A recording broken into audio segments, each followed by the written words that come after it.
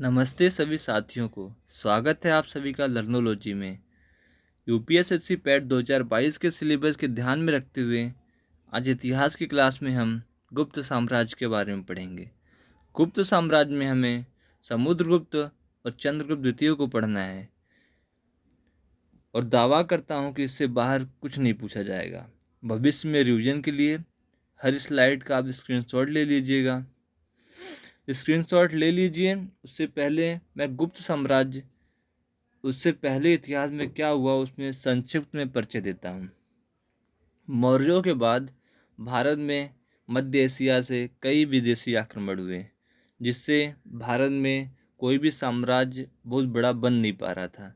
विदेशी शासकों में आक्रमण जो कर रहे थे, हिंदू, यवन, शक, पहलव, कुषाणों के राजा कनिष्क, जिन्होंने 78 ईस्वी में शक संवत चलाया। शकों के महत्वपूर्ण शासक थे रुद्रदामन। इन्होंने किसी को भी भारत में किसी भी राजा को सेटल नहीं होने दिया, और उसी में भारत की तरफ से कुछ जो भारत के लोकल राजा थे, सातवाहन वंश था, उन्होंने कुछ एक एरिया में अपना वर्चस्व बनाए रखा था। अब गुप्त साम्राज्य मौर्य साम्राज्य के बाद एक भारत का ऐसा साम्राज्य हुआ जो कि लगभग पूरे भारत में अपना शासन चलाया। गुप्त साम्राज्य के हमें स्रोत कहाँ से मिलते हैं? तो साहित्य से मिलते हैं, जैसे देवी चंद्रगुप्तम किताब है, मुद्रा राक्षस किताब है, कालिदास की रचनाएं हैं, कुछ अभिज्ञान शकुंतलम टाइप की, उससे हमें पता लगता है गुप्त साम्राज्य के बारे में। कुछ लेख हैं, जैसे प्रयाग प्रशस्ति लेख है, एरण अभिलेख है, मोहरों पर लेख है। प्रयाग प्रशस्ति लेख अभी फिलहाल इलाहाबाद में, पहले कौशाम्बी में था। कुछ मुद्राएं हैं। गुप्त साम्राज्य में सबसे ज़्यादा स्वर्ण की मुद्राएं चलाई गई।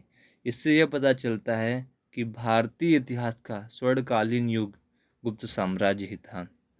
और स्वर्ण मुद्राओं से आपको आर्थिक, कला, विदेशी व्यापार के बारे में भी पता चलता है। कुछ यात्रा विवरण भी हैं, जैसे फाहियान चंद्रगुप्त द्वितीय के टाइम पे भारत आए थे बौद्ध धर्म सीखने के लिए। उनकी किताब में फोकी की किताब है एक, उसमें सारा लिखा हुआ है। फेनसांग जो हर्षवर्धन के समय भारत आए थे, बौद्ध यात्री ये भी थे। इन्होंने भी लिखा है गुप्त साम्राज्य के बारे में भी कुछ, जिससे हमें पता लगता है। शुरू करते हैं। गुप्त साम्राज्य के संस्थापक श्री गुप्त थे, जिन्होंने 240 से 280 ईस्वी तक राज्य किया। इनके पुत्र थे घटोत्कच, 280 से 319 ईस्वी तक शासन किया। इन्होंने महाराजा की उपाधि ली। लेकिन अगर संस्थापक तो श्री गुप्त थे, लेकिन अगर वास्तविक संस्थापक की बात की जाए तो चंद्रगुप्त प्रथम थे, जो कि गुप्त साम्राज्य के अस्थाई या वास्तविक शासक या संस्थापक थे। इन्होंने 319 से 335 ईस्वी तक राज्य किया। इन्होंने पहली बार राज्य विस्तार का प्रोपगेंडा चलाया। इन्होंने लिच्छवी के राजकुमारी से कुमार देवी से विवाह किया और लिच्छवी और कौशाम्बी क्षेत्र में अपना राज्य बना लिया। इसलिए उनको वास्तविक संस्थापक माना जाता है। इन्होंने महाराजा धीराज की उपाधि ली और 319 ईस्वी में गुप्त संवत चलाया। चलते हैं आगे। हमें जो अपने यूपीएसएससी पैट के सिलेबस में पढ़ना है, वो समुद्रगुप्त को पढ़ना है और चंद्रगुप्त द्वितीय को पढ़ना है। तो समुद्रगुप्त को विंसेंट स्मिथ एक विदेशी इतिहासकार थे, इन्होंने समुद्रगुप्त को भारत का नेपोलियन कहा है। क्यों कहा होगा आप अंदाज़ा लगाइए। नेपोलियन किसी को क्यों कहा जाएगा?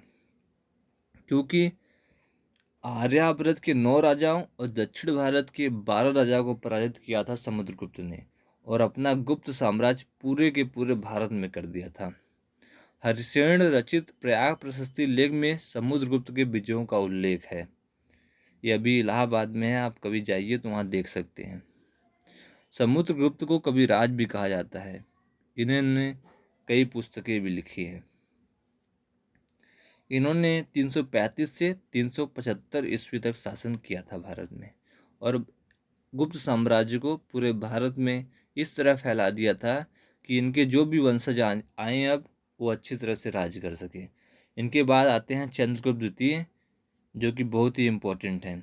चंद्रगुप्त द्वितीय ने शकों को पराजित किया। इस अवसर पर विक्रमादित्य की उपाधि ली और चांदी के सिक्के चलाए। जो शक थे विदेशी आक्रमणकारी थे, ये मध्य एशिया से बीच बीच में हमेशा आक्रमण करते रहते थे। चंद्रगुप्त द्वितीय 375 से 415 ईस्वी तक पूरे भारत पे राज्य करते हैं।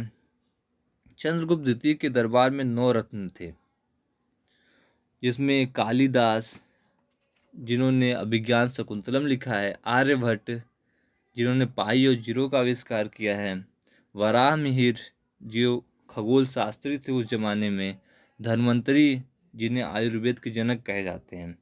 तो समझिए ये भारत का स्वर्ण काल क्यों था, क्योंकि यहाँ मतलब कालिदास, आर्यभट्ट, वराहमिहिर जैसे, धन्वंतरी जैसे लोग दरबार में बैठते थे। तो उनका वो जो राजा को अपने राय देंगे, कितना अच्छा राय देंगे।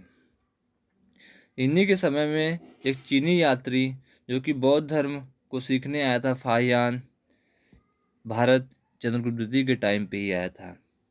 और चंद्रगुप्त द्वितीय ने महरौली का लौह स्तंभ बनवाया, जो कि आज तक उसमें जंग नहीं लगा है, जो कि भी महरौली में कुवत उल इस्लाम मस्जिद में स्थित है, कुतुब मीनार के पास।